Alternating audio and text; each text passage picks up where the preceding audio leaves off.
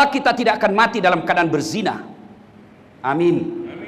Insya Allah kita tidak akan mati dalam keadaan mabuk.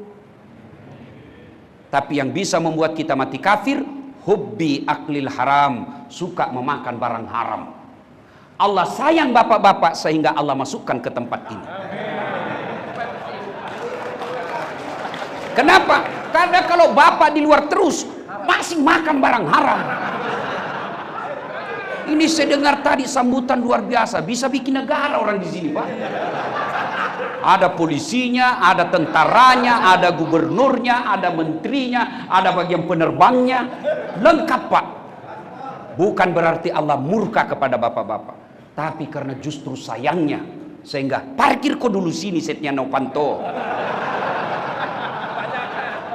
Kau parkir dulu di sini. Supaya apa? Bisa kamu mati dalam keadaan Islam. Maka Allah cinta. Masukkan ke sini supaya kau tidak terkontaminasi dengan barang haram. Itulah makna wala tamutunna illa wa antum muslimun. Jangan kamu mati kecuali dalam keadaan beragama Islam. Wa qala idzan bismillahirrahmanirrahim. Ya ayyuhalladzina amanu dukhulu fis silmi kaffatan wa la tattabi'u khutuwatis syaitan innahu lakum aduwwum mubin. Wahai orang-orang yang beriman, masuklah engkau ke dalam Islam secara sempurna, bukan Islam pencitraan, bukan Islam gimik-gimik, bukan Islam pilkada, bukan Islam pilpres. Itu biasa kan kalau politisi mau dipilih, Masya Allah, penampilannya kalah ustad, pakai peci serban, pakai gamis, keluar masuk masjid bagi-bagi sembako. Begitu terpilih hilang lagi. Jangan Islam seperti itu, kata Allah. Andai saja Islamnya Bapak benar, bukan Islam gimik-gimik, saya yakin Bapak tidak ada di sini.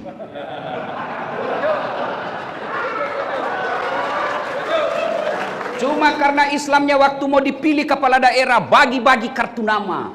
Pilih saya, sama-sama kita orang Bugis. Ada masalahmu, telepon saya 24 jam siap terima telepon. Begitu terpilih dia ganti nomor HP-nya. Jangan Islam seperti itu, kata Allah. Islamlah secara benar. Dan janganlah engkau ikuti langkah-langkah setan, karena sesungguhnya setan itu musuh yang nyata bagi kalian. Musuh kalian bukan tentara, musuh kalian bukan polisi, musuh kalian bukan aparat, musuh kalian bukan pemerintah, musuh kalian adalah setan, di mana setan itu musuh yang nyata bagi kalian, kata Allah. Dan Bapak pikir ketika Bapak mendengarkan saya akan datang, setan tidak goda, dia goda kita, Pak. Tidak usah kau datang, tidak usah kau datang, lebih kau tidur di dalam ruangan. Tidak usah kau datang, tidak usah kau datang, kau sudah tahu juga ceramahnya. Itu bisikan setan. Alhamdulillah Bapak bisa hadir di tempat ini. Apakah setan menyerah ketika Bapak duduk di sini? Tidak, dia goda lagi kamu. Tidak usah dengar ceramah, pegang HP-mu, pegang HP-mu. Orang yang pegang HP gila, itu kena godaan setan. Tidak pegang HP tapi diajak temannya ngomong. Itu setan dalam bentuk teman sekamar. Maka Allah katakan, jangan kau ikuti langkah-langkah setan, karena sesungguhnya setan itu musuh yang nyata bagi kalian. Wa qala idzan bismillahirrahmanirrahim. Innallaha wa malaikatahu yusalluna 'alan nabi. Ya ayyuhalladzina amanu sallu 'alaihi wa sallimu taslima.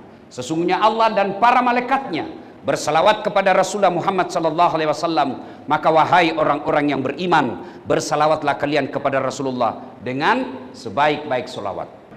Salatullah salamullah ala toha rasulillah.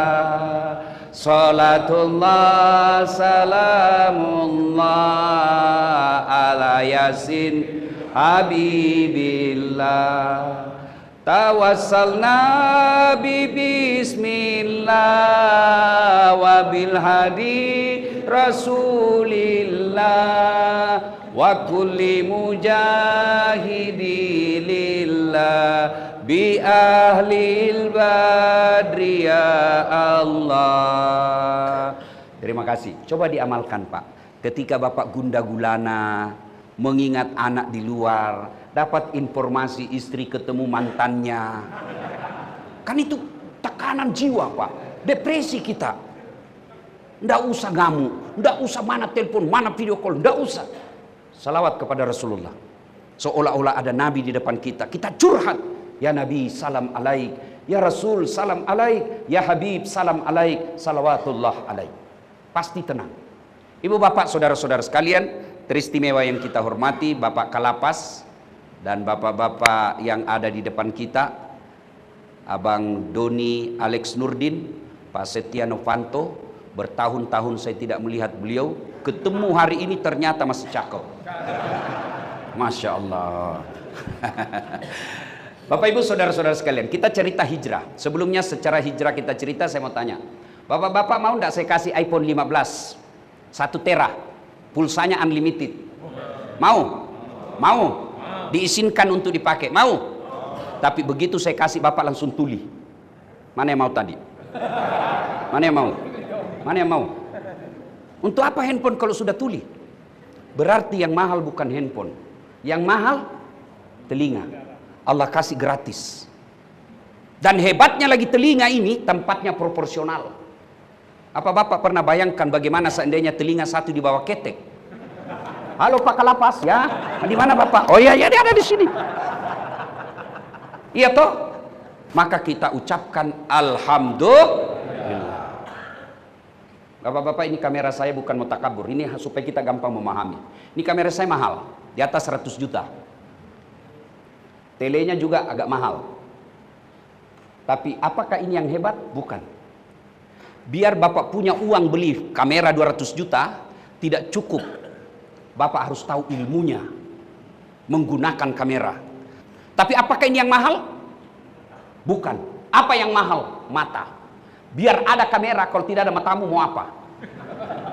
Ya, hebatnya lagi nih Allah mata, kasih kita ini mata. Allahu Akbar, autofokus. Tidak perlu bapak utak-atik. Begitu buka, Kalapas. Tidak perlu bapak, siapa ini ya? Hebatnya lagi di mata, dia bisa bedakan mana istri, mana tetangga. Coba bayangkan kalau tidak bisa dibedakan, Pak. Waduh, tertukar-tukar istri. Kenapa lain-lain rasanya ini? Wah, ternyata istrinya Satpol PP. Maka kita ucapkan alhamdulillah. Maka kita ucapkan alhamdulillah. Alhamdulillah. Bapak pecinta bola. Tahu Lionel Messi? Ronaldo. Itu gajinya, Pak. Kumpul seluruh gaji PNS di Indonesia, itu masih lebih besar gajinya itu Lionel Messi, Pak. Tapi apa dia yang hebat? Bukan. Biar dia punya skill, keterampilan. Bukan dia yang hebat. Apa? Karena Allah kasih kaki yang bisa lututnya bengkok. Mana bisa main bola kalau lututnya sudah tidak bisa bengkok? Tidak bisa, Pak. Maka kita ucapkan alhamdulillah. Alhamdulillah. Tapi ada yang lebih nikmat dari semua itu. Bapak dikasih kekayaan, dikasih pangkat jabatan, dikasih kesehatan, kasih popularitas, tapi tidak ada iman, tidak ada gunanya. Ada buktinya, Ustaz? Ada. Bapak kenal Fir'aun? Tahu Fir'aun? Oh, gagah Pak itu Fir'aun. Punya pasukan, tidak ada yang berani lihat matanya. Kekayaannya, istananya dilapisi emas, sampai detik ini masih dikejar hartanya. Cakep, raja, punya pasukan, kaya, tapi tidak punya iman. Hina dia. Satu-satunya, salah satu manusia yang dicantumkan dalam Quran haram masuk surga, disebut namanya Fir'aun, laknatullah alaih. Apa sampai di situ kutukan Allah? Tidak, dikutuk sampai detik ini. Tidak ada manusia yang senang itu Fir'aun. Mana buktinya? Tidak satu pun warga lapas Sukamiskin mau kasih nama cucunya Fir'aun. Padahal populer itu Fir'aun, Pak. Elektabilitasnya paling tinggi sedunia, Pak. Tapi karena tidak punya iman, tidak ada gunanya. Sebaliknya, hina, budak, beda budak dengan pembantu. Pembantu ada gajinya, Pak. Pembantu dia bisa pindah. Saya tidak senang kerja di situ, cerewet istrinya, bisa pindah. Ada gajinya, ada UMR-nya. Masita, pembantu, tukang sisirnya Fir'aun. tidak punya hak asasi, diperjualbelikan, mau dibunuh pun boleh, tapi punya iman, Allah muliakan masita. Ketika Nabi Isra dan Mi'raj, Nabi mencium ada bau yang sangat harum. Nabi bertanya, Jibril, siapa dia? Arwah para nabi bukan, arwah malaikat bukan, para rasul bukan. Siapa dia Jibril? Harum begini. Tidak pernah aku mencium di dunia seperti ini harumnya. Siapa? Kata Jibril, dialah rohnya masita. Apa cukup sampai di situ? Tidak, Allah muliakan masita. Mana buktinya? Semua orang senang masita. Sampai detik ini berapa banyak perempuan bernama masita. Jadi kemuliaan bukan jabatan, kehinaan bukan di lapas. Kemuliaan dan kehinaan kita ada pada iman. Penjara bukan hinaan. Penjara menurut pendapat saya persepsi, sudut pandang. Hakim menganggap bapak semua salah. Dalam hati bapak saya tidak salah. Itu persepsi. Teman mengatakan kamu penjahat, penjara, koruptor, penjara. Tapi keluarga bapak bilang tidak, itu rekayasa. Persepsi. Iya toh? Kalau penjara kehinaan, tidak ada nabi yang dipenjara. Tapi buktinya ada nabi yang dipenjara, Yusuf alaihissalam. Kalau penjara kehinaan, tidak ada ulama yang dipenjara. Berapa banyak ulama kelas dunia yang dipenjara. Kalau di Indonesia paling terkenal, ulama besar kita, Buya Hamka. Dipenjara.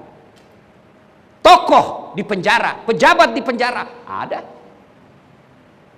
Soekarno di ruang kalapas tadi. Saya lihat gambarnya cakep dan ternyata pernah menghuni di sini. Siapa tahu bapak-bapak keluar tiba-tiba menjadi menteri. Tidak ada yang mustahil kan? Maka yang hina sudah dipenjara tidak ada perubahan. Itulah yang hina. Sudah dipenjara masih juga mikir kapan kau tobat bos? Nah, kau sudah buka sakaratil maut itu. Ya? Nah, karena mempertahankan iman inilah Rasulullah kemudian hijrah. Di Mekah dihina, dimaki, beberapa kali uji coba pembunuhan. Sahabat-sahabat beliau seperti Bilal bin Rabah ditindis batu. Semakin diteror. Tapi kekuatan iman Muhammad tidak pernah luntur. Akhirnya dakwah makin jalan. Musyawarah ini kafir Quraisy. Saudara-saudara sekalian, kita apain ini Muhammad? Makin kita larang, makin banyak pengikutnya. Kita apain? Ada di belakang rapat mengusulkan, Pak Ketua, ya, bagaimana kalau kita sogok perempuan? Kata ketua sidang, bukan pejabat Indonesia. Kasih perempuan hilang imannya. Kalau begitu, sogok dia, kasih duit. Ada lagi ketua bilang, nah, bukan pejabat Indonesia. UUD, ujung-ujungnya duit. Kalau begitu, kasih jabatan. Bukan bangsa Indonesia, sogok jabatan, hilang imannya. Kalau begitu kita apain? Ada yang usul. Bunuh saja. Tapi dia kan punya marga. Kalau kita bunuh, pasti Bani Hasyim keberatan. Ada lagi yang usul, begini, kita keroyok. Semua suku yang ada di Mekah kita kumpulkan algojonya, kita kumpulkan jagoannya, supaya kalau Bani Hasyim keberatan, dia berhadapan dengan semua suku. Gimana? Setuju? Setuju. Oke, ini kesimpulan rapat. Besok malam Muhammad kita terjang, kita sergap, bunuh rame-rame. Tapi ini hasil rapat, jangan sampai bocor. Siapa yang bocorkan, kita penggal kepalanya. Bubar rapat. Ada peserta rapat cerita sama istrinya. Bu, saya baru ikut rapat, tapi ini rahasia ya, rahasia. Jangan ngomong-ngomong, jangan ngomong-ngomong, rahasia. Apa Pak? Muhammad besok malam mau dibunuh. Tapi yang ngomong-ngomong, aman Pak, tidak ada masalah. Ini ibu besok ke pasar. Shh, rahasia. Jangan ngomong-ngomong. Itulah sebabnya dari dulu kalau perempuan dikasih rahasia negara pasti bocor. Dan berapa banyak pejabat yang dihina, dipermalukan, di publik dan dipecat gara-gara istrinya. Itu pesan moralnya, itu hijrah. Oleh perempuan, tukang gosip kan. Ikut pengajian aja begini masih gosip. Ada temannya masuk, dia lihat dari ujung kepala sampai ujung rambut. Dia enggak gosip tapi mukanya sinis. Apa? Kenapa gelangnya palsu? Oh, orang pakai gelang dia yang sibuk. Saya pun lewat ada yang gosip saya, itu juga bajunya yang viral. Baju saya pun digosipnya. Maka pelajarannya, Bapak, ada sahabat, kawan, keluarga yang jadi pejabat, sampaikan, jangan kau sebutkan rahasia negara kepada istrimu, pasti bocor. Nah, bocorlah soal itu. Dikepunglah rumahnya Rasulullah Muhammad SAW. Semua orang algojo dari semua suku, ya kira-kira kalau di Indonesia, kalau tentara Kopassus lah kira-kira, atau Densus, kepung rumahnya. Sejarah menjelaskan, biar kucing kalau lewat pasti ketahuan. Nabi diperintah Allah, Muhammad, kau baca ini ayat. Ada yang hafal ini ayat? Ada? Ada? Bismillahirrahmanirrahim. Wa ja'alna min baini aidihim saddan wa min halfihim saddan fa agasainahum fahum. Di depan mereka, di belakang mereka, kiri kanan mereka, seolah-olah ada dinding sehingga Muhammad lewat tidak ada yang lihat. Ini yang dia baca mahasiswaku kalau ada polisi lalu lintas rahasia. Begitu dia lihat polisi lalu lintas, dia bilang, jangan lebih baik dia. Lewat. Datang ke saya, dia bilang, Ustaz bohong-bohong. Kan aku bilang, saya baca ini ayat, kok saya ditilang Ustaz? Memang kenapa kok ditilang? Saya tidak pakai helm. Kau yang beleng-beleng. Ini pasti dilihat, itu polisi juga hafal itu ayat. Ini juga yang dia baca, bapak-bapak kalau terlambat pulang takut ketahuan istrinya. Lewat Rasulullah tidak ada yang melihatnya. Begitu masuk, Abu Jahal sergap, tidak ada Muhammad. Siapa yang didapati di tempat tidurnya Muhammad? Ali bin Abi Thalib. Ditarik lehernya Ali bin Abi Thalib. Abu Jahal berkata, "Aina Muhammad? Mana Muhammad? Mana Muhammad?" Saya juga tidak tahu, saya baru bangun ini. Ternyata Nabi sudah lewat. Begitu kecewa dan sakit hatinya Abu Jahal, dia keluar, dia bikin pengumuman, "Ayuhan nas, wahai penduduk Mekah, siapa yang mendapati Muhammad dalam keadaan hidup atau mati, saya kasih hadiah 100 ekor onta betina hamil." Karena zaman dulu betina, onta kalau hamil beda harganya. Onta betina tidak ada suaminya hamil. Namanya juga onta, Pak. Tapi sekarang banyak perempuan mau saingan sama onta. Hamil tidak ada suaminya, gini beleng. Sudah, kejar seluruh pencari jejak, mengejar Rasulullah. Rasulullah bersembunyi di Gua Zur. Didapat oleh Abu Jahal, Abu Lahab dan kawan-kawannya. Bersembunyi Rasul di Gua Zur. Diintipnya itu Gua Zur. Abu Bakar bersama Nabi di dalam. Apa kata Abu Bakar? Kalau bahasa Makassar, mati maki ini didapat ini. Itu tadi MC kalau makan ikan, dia bilang kan, kenapa itu orang Bugis kalau bicara selalu kelebihan G? Saya bilang itu Bugis pinggiran. Kalau saya Bugis modern. Iya Pak, iya modern. Itu kalau yang begitu Bugis pinggiran. Akhirnya Abu Bakar berkata, mati mi kita, didapat maki, ditombak kita Muhammad. Dengan lantang Nabi berkata, Abu Bakar, la tahzan, innallaha ma'ana. Abu Bakar, don't worry, jangan kau cemas, Allah bersama kita. Akhirnya apa? Turun pertolongan Allah. Apa yang Allah turunkan? Malaikat? Bukan. Burung ababil? Bukan. Siapa yang Allah turunkan? Pasukan paling lemah, laba-laba, bikin sarang. Bapak tahu namanya sarang laba-laba? Coba lihat sarang laba-laba, Pak. Letakkan ballpoint di sarang laba-laba, pasti koyak. Tapi sarang laba-laba yang begitu rapuh mengalahkan strategi perangnya Abu Jahal yang begitu kuat. Intip, kata Abu Jahal, tidak mungkin ada manusia. Kalau ada manusia di sini, pasti koyak ini sarang laba-laba. Diintip lagi jauh ke dalam, terbang burung merpati. Kata Abu Jahal, tidak mungkin ada burung dalam sini kalau ada manusia. Akalnya sendiri yang merusak logikanya. 3 hari berikutnya Nabi melanjutkan perjalanan. Di Madinah teman-teman sahabat-sahabat yang lebih dulu sampai sudah gelisah. Mati mi Muhammad, berhari-hari tidak ada kabar. Sudah ini mati, karena waktu itu tidak ada SMS. Beda kalau bapak tidak sampai-sampai kan boleh SMS istri. Bu, saya mampir dulu, ada masalah dengan kendaraan. Ini tidak ada waktu itu, semua gelisah. Naiklah sahabat ke atas ketinggian. Tiba-tiba dari kejauhan, di dalam padang pasir, kedekatan ada debu yang terbang-terbang, lalu dialah Rasulullah, disambutlah oleh para sahabat. Tala al-badru alaina min saniyatil wada. Nah, sudah.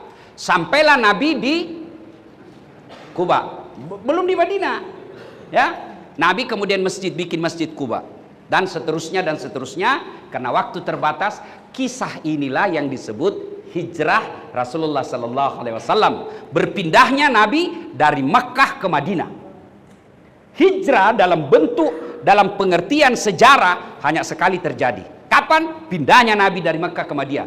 Itu hijrah dalam konsep sejarah. Tapi hijrah dalam konsep perbaikan hidup, salah satu hijrah itu ada di lapas ini.